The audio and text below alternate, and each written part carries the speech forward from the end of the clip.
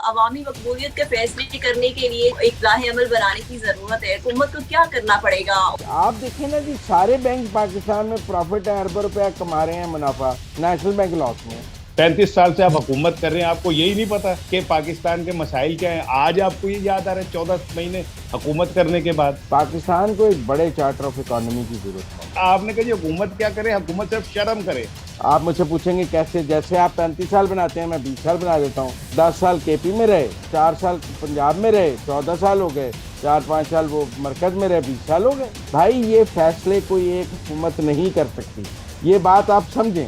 ये जो इशार राना साहब का टीपू सुल्तान है ना, वो हर वक्त मीर जाफर से मुलाकात का ख्वाहिशमंद है। जरदारी के हलक से पैसे निकालेंगे, उसे सड़कों पे घसीटेंगे। अस्सलाम वालेकुम, मुझे कहते हैं सोबिया अशरफ और आप देख रहे हैं प्रोग्राम अंदर की बात मुजम्मिल सोहरवर्दी के साथ।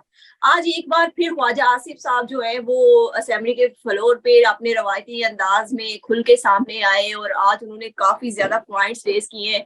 पहला पॉइंट तो जो बहुत अहम है, जो उन्होंने कहा है कि हमारे साथ वाली बिल्डिंग यानी अदलिया की जो बिल्डिंग है वहाँ करोड़ों में और लाखों में जो है वो सैलरीज ली जाती हैं और 3-3 वज़ीर आज़म को जो है वो घर भेज दिया गया और बाद में जो है वो माफी भी नहीं मांगी गई तरीही तौर पे। और सेकंड पॉइंट जो उन्होंने खास तौर पे कहा है कि रियल स्टेट में बहुत ज्यादा चोरी हो रही है, 500 अरब से जायद की। और बहुत से ऐसे नाम है जिनके नाम जो है वो टेलीविजन पे लिए नहीं जा सकते क्योंकि वो फंडिंग होती है। और आज उन्होंने मलक रियाज का नाम बहुत प्रोमिनेंटली लिया है।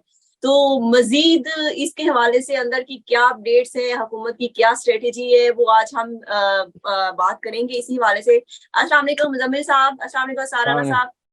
क्या हाल है जी? जी ठीक वालेकुम ठाक है। सलाम। क्या हाल है मेरा मुजम्मिल है साहब, आप साहब ठीक हैं? आज हाँ, मुजम्मिल साहब पे पहले चले जाते हैं।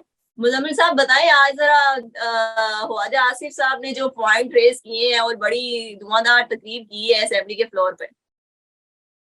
देखें, बात यह है कि जो सियासतदान होता है उसका आवाम की नफ्स पर हाथ होता है, और यही फर्क होता है एक सियासतदान और एक आमर में। तो अगर सियासतदान का नफ्स पर हाथ है और वो हकीकत पार्लियामान में खड़े होकर बयान कर रहा है, तो ये कोई ताने या कोई ये कोई नेगेटिव बात तो नहीं है। अगर मुल्क में लोगों के लिए भूख है, 2 वक्त की रोटी नहीं मिल रही है, तो कम से कम हमारे सियासतदानों को ये पता होना चाहिए कि लोग गरीब हैं, उनको नहीं मिल रही है। अगर किसी सेक्टर में माफिया का राज है और वहां से टैक्स कलेक्ट नहीं हो रहा, तो कम से कम उनको पता होना चाहिए, और फिर जब उसका इजहार करना शुरू हो जाए तो फिर उसके बाद उसका रास्ता भी निकलता है।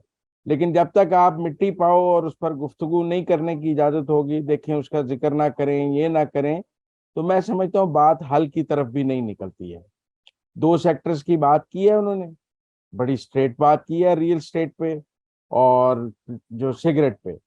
ये 2 पाकिस्तान के ऐसे माफियाज हैं जिनके 70 साल से हुकूमत है।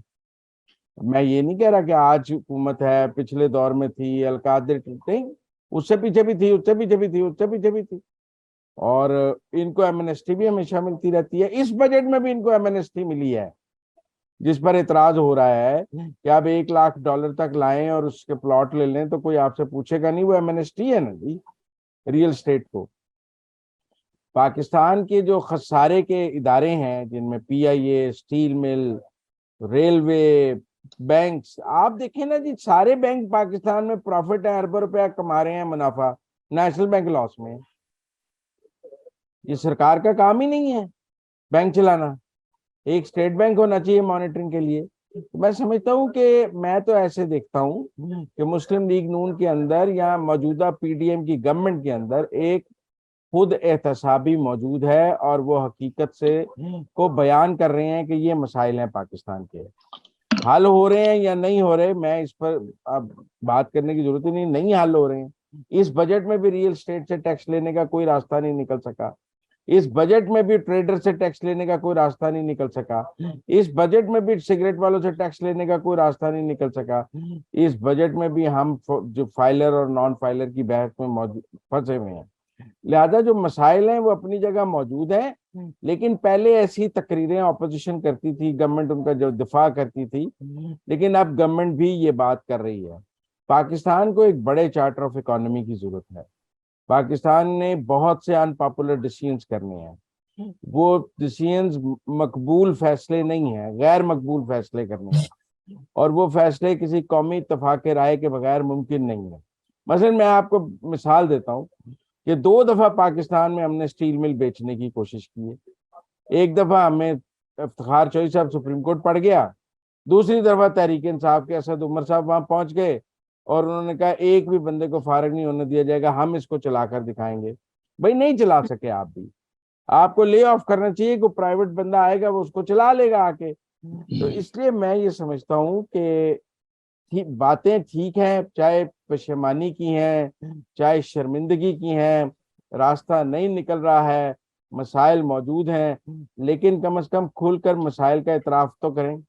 ये हर अच्छा वक्त अच्छा अच्छा की रट खत्म होनी चाहिए और ये कहना चाहिए कि हालात ठीक नहीं है, ताकि एक गैर मकबूल फैसलों के लिए भी राय अम्मा हमवार करनी है। आप ओवरनाइट तो गैर मकबूल फैसले नहीं कर सकते, कौम को ज़हनी तौर पे तैयार करना है और वो तैयार जो है वो ऐसे ही किया जाएगा। जी इसार साहब, ये मुजम्मिल साहब ने जो कहा है कि अवामी मकबूलियत के फैसले करने के लिए जो है वो एक राह अमल बनाने की जरूरत है, तो उसके लिए हुकूमत को क्या करना पड़ेगा, और आप मुजम्मिल साहब की राय से इत्तेफाक करते हैं? देखिए, मैं ना तो आपको आगाज में एक लतीफ़ा हल्का सा सुनाता हूँ, जरा माहौल बेहतर हो जाएगा।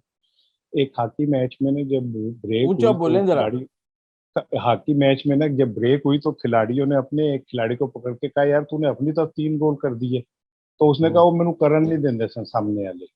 हम्म। तो ये हुकूमत वही खिलाड़ी की तरह है भाई, और मिसनी औरतों की तरह रोने पीटने के लिए नहीं। आप हुकूमत में हैं, आप हमें ये ना बताएं कि कहाँ पे क्या खराबी है, आप हमें खराबी दूर करके दिखाएं।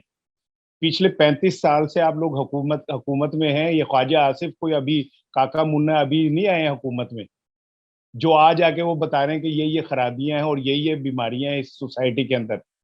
35 साल से आप हुकूमत कर रहे हैं, आपको यही नहीं पता कि पाकिस्तान के मसाइल क्या हैं। आज आपको ये याद आ रहा है 14 महीने हुकूमत करने के बाद। तो ये जो है ना, बेवाओं की तरह रोने पीटने का कोई फायदा नहीं है। आपने जो है ये हुकूमत इसलिए ली थी कि हम गुर्बत को दूर करके दिखाएंगे। आपने ये दावे किए थे कि इमरान खान ने मुल्क का बेड़ा गर्क कर दिया, हम मुल्क को संभाल के दिखाएंगे। आज अब 14 महीने बाद असेंबली में कह रहे हैं जी ये सेक्टर यूं है, वो सेक्टर यूं है, तो फिर आप किस लिए हैं?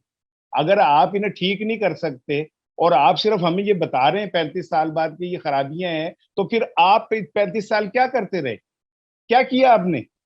अब ये बातें तो मैं भी बता सकता हूँ, मुजम्मिल साहब भी बता सकते। असल मसला ये नहीं है कि आप हमें ये बताएं कि ये बीमारी है। आप हुकूमत में, आपका फर्ज है कि आप उस बीमारी को खत्म करें। आप एक तरफ उस क्या नाम है रियल स्टेट के खिलाफ बदखुइयां कर रहे हैं, एक तरफ अंदर खाते उनसे डर के उनको मराहत दे रहे हैं।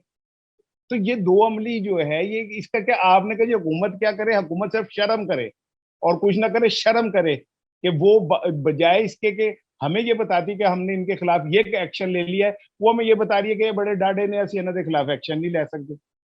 और मुझे पता है कि ये जब मैं ये बातें करूंगा, अभी मेरे हमारे बहुत सारे देखने वाले मुझे बहुत गालियां भी देंगे, बुरा भला भी कमेंट्स में करेंगे, लेकिन हमारा बतौर कौम, हमारे अंदर जमीर खत्म हो गया, हमारे अंदर दूसरे की बात सुनने की सलाहियत खत्म हो गई। हम कहते हैं कि हमारी मर्जी का जो बोलेगा तो ठीक है, नहीं तो हम उसे गालियां देंगे। ये इखलाकी तौर पे हम तबाही का शिकार हो चुके हैं।